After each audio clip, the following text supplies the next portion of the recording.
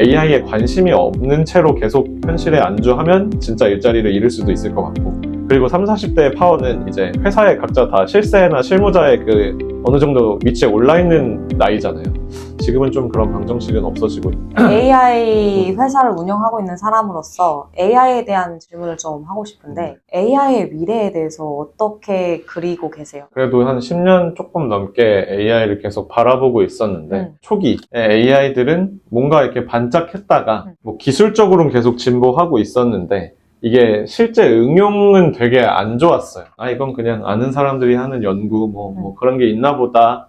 아니면 공상과학처럼 뭐 언젠간 로봇이 뭐 날아다니겠지, 뭐 이런 식이었다면 챗GPT가 나오고 많이 바뀐 것 같아요. 챗GPT가 파워풀한 건 모델이 똑똑한 것도 있는데 그거를 일반 모두의 그 개개인의 사용자들이 그걸 거부감 없이 쓰게 했다는 게 되게 큰 변화인 것 같거든요. 그만큼 AI가 똑똑해져서 그런 것도 있고요. 우리나라의 정부에서도 굉장히 많은 지원과 그런 공격적인 투자들을 하고 있고, 한국뿐만 아니라 글로벌리 다 AI 쪽은 다 투자를 하고 있는 걸 보면, 그리고 그 투자의 규모가 이제 단순히 그냥 호기심이 아니라 거의 국방급 예산에 맞먹는 정도로 뭔가 투자가 되다 보니 이거는 이제 어느 정도의 임계점은 넘은 것 같다. 분명히 이거는 계속 어느 정도의 관심을 가지고 발전할 것 같다라는 생각은 듭니다. 그런 말들 되게 많잖아요. AI로 인해서 모든 일자리들이 사라질 것이다. AI로 인해서 사람들은 노동을 할 필요가 없어질 것이다. 그런 부분에 대해서는 혹시 어떻게 생각해요?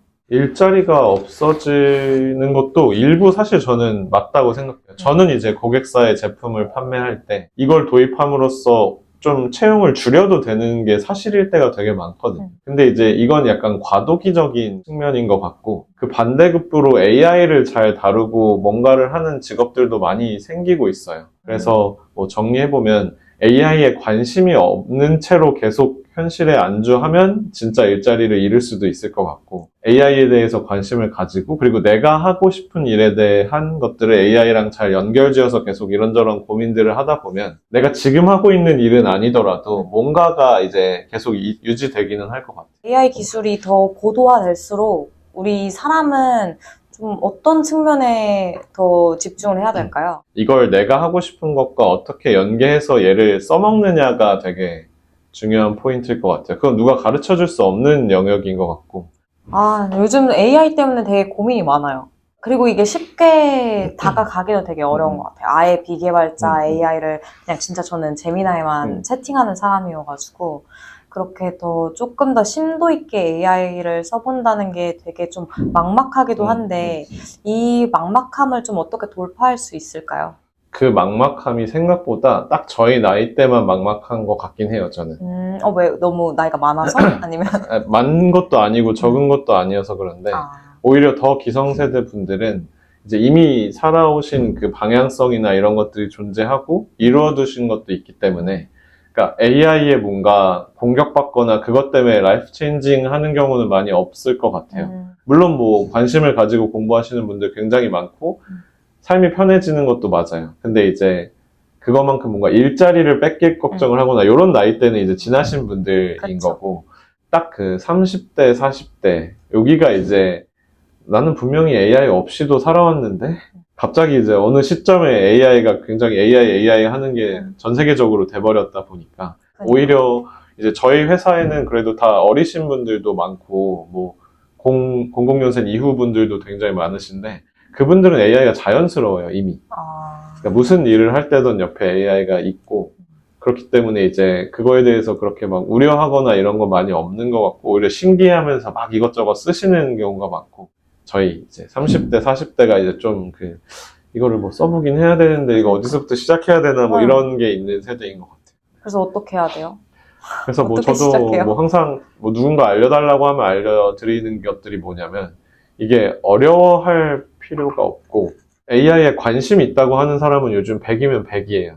근데 그럼 너는 그 관심을 어떻게 하고 있니 하면 그걸 뭔가 진짜 관심을 가지고 뭔가 하는 사람은 그 중에 한 5명? 그러니까 이제 실제로 관심을 가져야 돼요. 뭐 책을 읽는 게 전 그렇게 도움이 안 되는 것 같긴 한데 어쨌든 책도 읽어보고 관련된 서비스도 많으니까 이것도 써보고 하는 게 되게 중요한 것 같고, 그리고 30, 40대의 파워는 이제 회사에 각자 다 실세나 실무자의 그 어느 정도 위치에 올라 있는 나이잖아요. 그러니까 내가 일하는 거에 뭔가를 접목시켜 볼 수 있는 고민은 20대보단 저희 나이가 더 잘할 수 있거든요. 그래서 오히려 차별성이 될 수도 있어요. 잘만 공부를 하면. 공부를 뭐를 통해서 해야 돼요? 그러니까 저는 이제 뭐 책방 같은 데 가면 대부분 해주는 얘기는 그냥 AI가 어떻게 발전해 왔는지, 그리고 이제는 어떤 새로운 기능이 있는지, 뭐 그런 약간 큰 울타리야 AI지, 이걸 실제 어떻게 활용할 수 있다, 뭐 이거의 사용 방법이 막 나와 있진 않잖아요. 맞아요. 어떤 맞아요. 걸로 공부를 하면 좋을까요? 이게 막 그렇다고 개발책을 보자니 내가 알 수 없는 그쵸. 내용이고, 뭐 트렌드 책 같은 걸 보자니 너무 광활한 내용들이 많은데, 그러니까 이제 뭐 기본 기능 그런 책들을 통해서 용어나 뭐 구조나 이런 것들 보는 건 전 되게 좋은 것 같고요.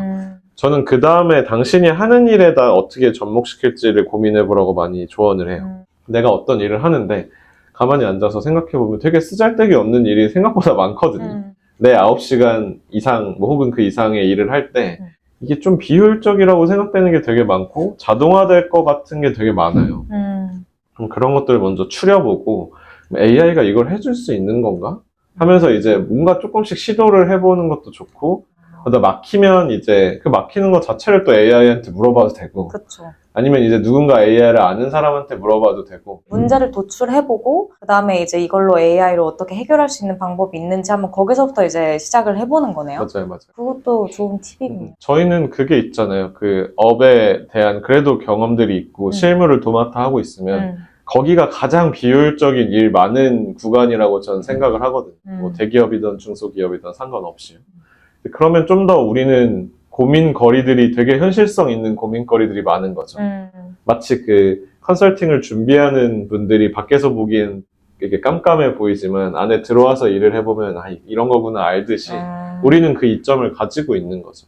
오빠는 한 10년 후 우리 AI와의 우리 세상은 어떻게 변해되어 있을 것 같아요? 10년도 아니다, 한 5년? 이미 빠르게 바뀌고 있는 것 같고, 이제 더 빨리 이제 가속화될 것 같은데, 10년 뒤는 진짜 그래서 이제 예측할 수 없는 수준의 기간 텀인 것 같아요.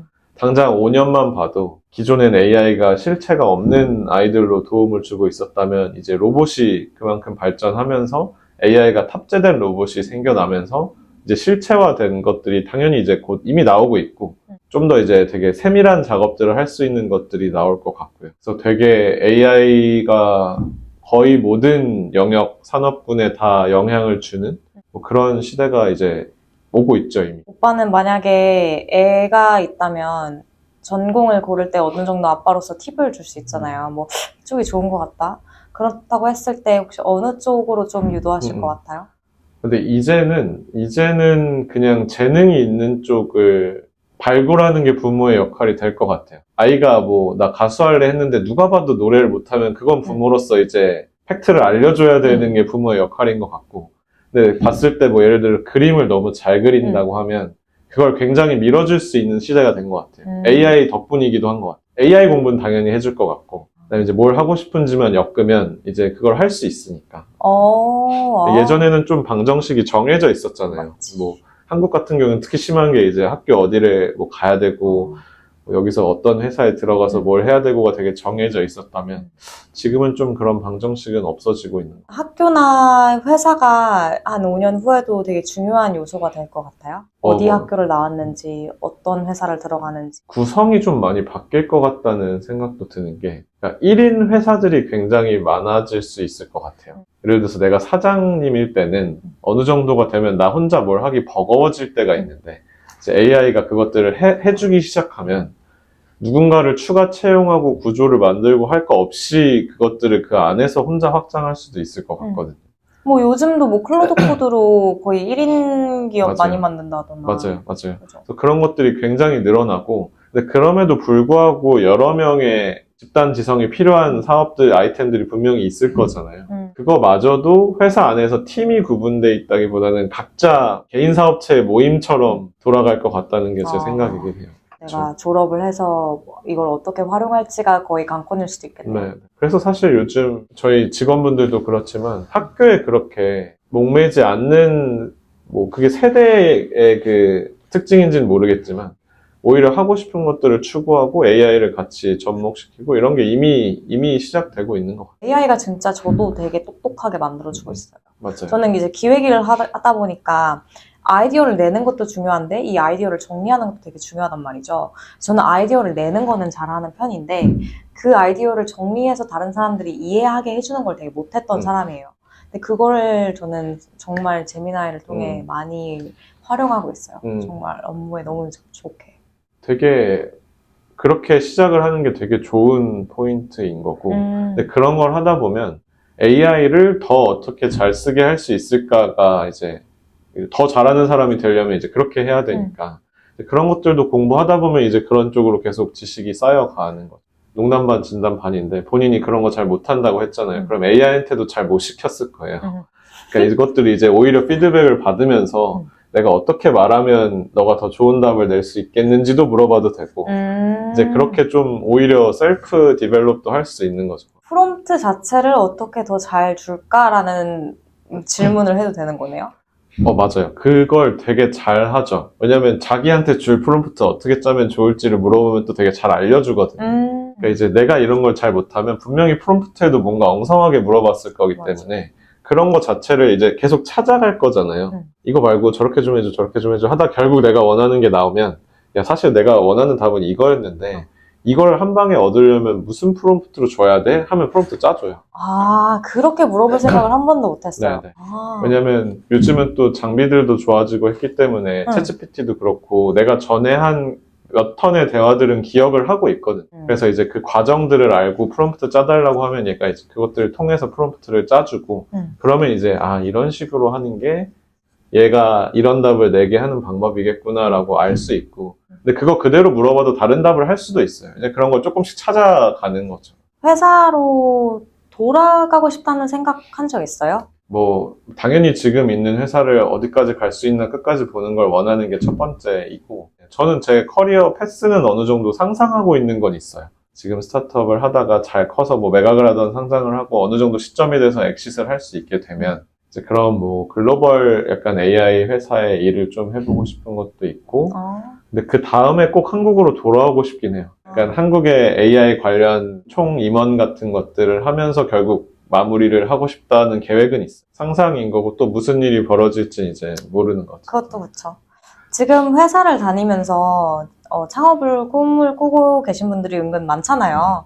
요즘 다 나도 사업, 너도 사업 이러고 있는 상황인데 그런 사람들한테 혹시 해줄 수 있는 조언 있으실까요? 창업을 내가 한다는 건 내가 대표가 된다는 일인데 내가 대표라는 일에 맞는 사람인지를 좀 보기는 해야 되는 것 같아요. 근데 이게 생각보다 내가 다니는 회사에서 내가 되게 퍼포먼스가 좋고 회사가 나의 아이디어를 못 따라간다는 거랑 대표가 되는 거랑은 다른 얘기인 것 같고 그러니까 대표가 되면 어쨌든 이게 내 회사이고 당연히 뭐 역량도 좋아야겠지만 회사를 운영할 수 있고 결국 뭐 투자를 받게 되면 투자사와의 관계, 뭐 고객과의 관계, 이 일도 하고 저 일도 하고 뭐 항상 웃고 있어야 하는 그런 혹은 뭐 직원들이 생기면 직원들에 대한 이거 체계나 관리는 어떻게 하나 뭐 이런 것들이 되게 많다 보니까 그러니까 단순히 일을 잘하니까 난 나가서 이 아이템으로 뭔가 하면 된다는 조금 위험할 수 있는 오빠가 생각하는 뭔가 대표의 좋은 기질은 뭐예요? 나를 잘 알고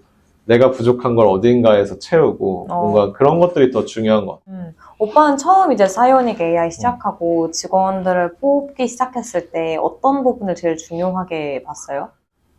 한 20명까지는 그냥 지인들 중에 좀 잘하는 사람들 이제 이런 느낌이었던 것 같고 이제 한 20명 때부터는 회사의 비전이나 방향성이나 컬처 관련 것들을 좀 많이 논의를 했던 것 같아요. 오빠 회사에서 중요하게 봤던 컬처는 뭐였어요? 저희는 되게 명확하게 그 주체성이 꽤 중요하고 그 주체성이 뭐죠? 그게 오너십이에요? 뭐 오너십이라고 할 수도 있을 것 같은데 내가 어떤 업무로 이 회사의 이제 일원이 되었으면 그 일에 대해서는 처음부터 끝까지 본인의 일인 거라서 뭐 누구한테 지시를 받고 디렉션을 받고 뭔가를 그러니까 패시브하게 일을 하기보다는 내가 이거 맡았으니까 이렇게 저렇게 해봐야지 하고 이제 그런 것들을 뭐 의사결정자분들과 그냥 논의하는 그런 걸 굉장히 강력하게 추구하고 있고 그리고 소통. 사실 처음엔 저도 그 적응이 좀 어려웠던 게 내가 일하는 거를 뭐 굳이 막 시간을 써가면서 다 알려야 되나? 뭐 일단 뭐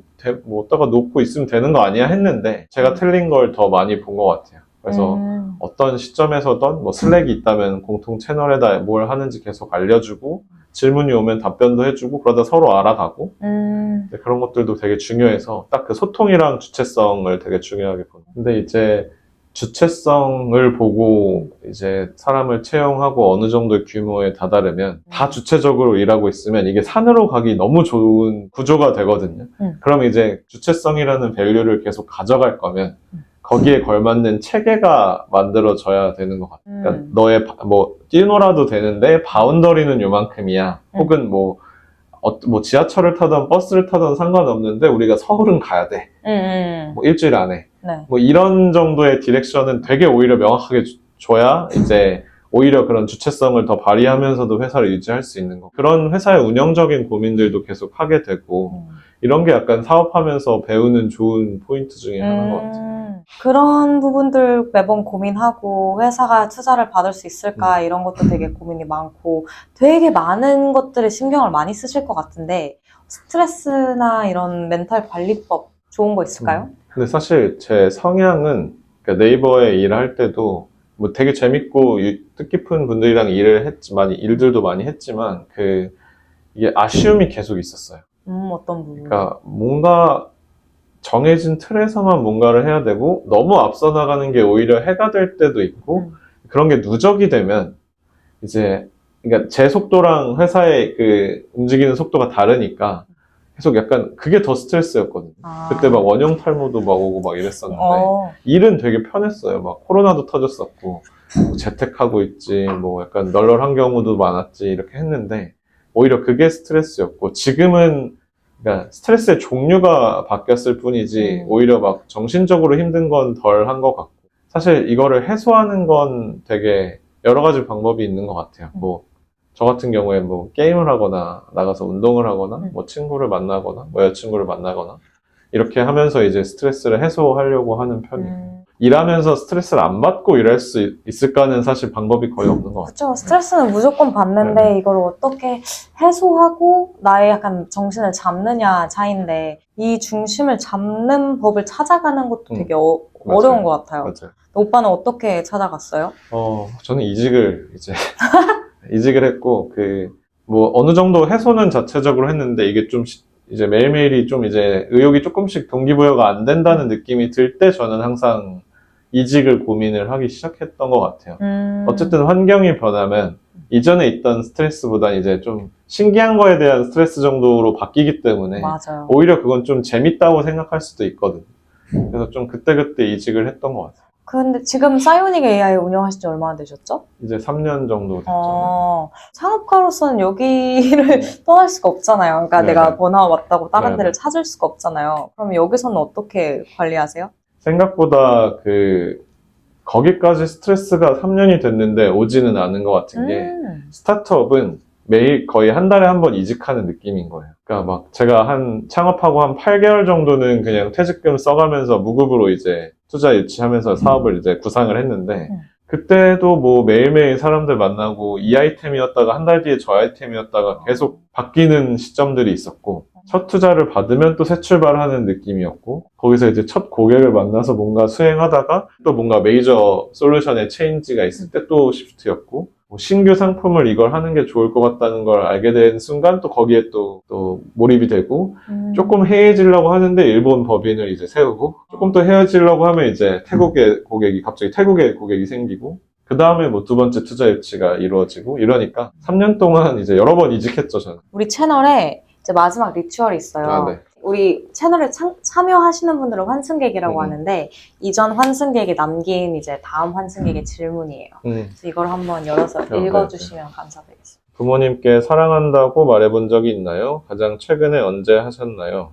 없다면 지금 해보기. 뭐 당연히 있기는 한데. 그래요? 네네네. 언제 했어요? 이게 좀 슬픈 얘기기는 한데 외할머니가 이제 그렇게 오래 안전에 돌아가셔가지고 이제 그때 이제 만나서 이제 얘기하다가 근데 그런 계기가 있을 때 하지 또 이렇게 자주자주 하는 성격이 또 제가 아니고 저희 부모님도 그렇게 뭐 당연히 약간 사랑을 하시지만 약간 츤데레 같은 느낌의 또 사랑 방식을 가진 가족이어서 이제 말로 많이 안 할 때도 있는데 그래도 최근에 하긴 했네요. 이유가 그러네요. 있어서. 네. 이거를 여쭤본 이유가 이분의 어머님이 지금 많이 아프셔가지고 이제 사랑한다는 말을 되게 많이 하려고 노력한대요. 근데 하려고 하다 보니까 그게 되게 어렵다는 맞아, 거를 맞아. 이제 깨달았고, 근데 더 노력하다 보니까 또 된다 해가지고 지금 해보기라는 맞아요. 도전도 주신 거입니다. 네, 이제는 오빠가 다음 분에게 질문을 남길 시간인데 네네. 여기에 질문을 하나 써주시고 네. 그 질문을 한번 읽어주시면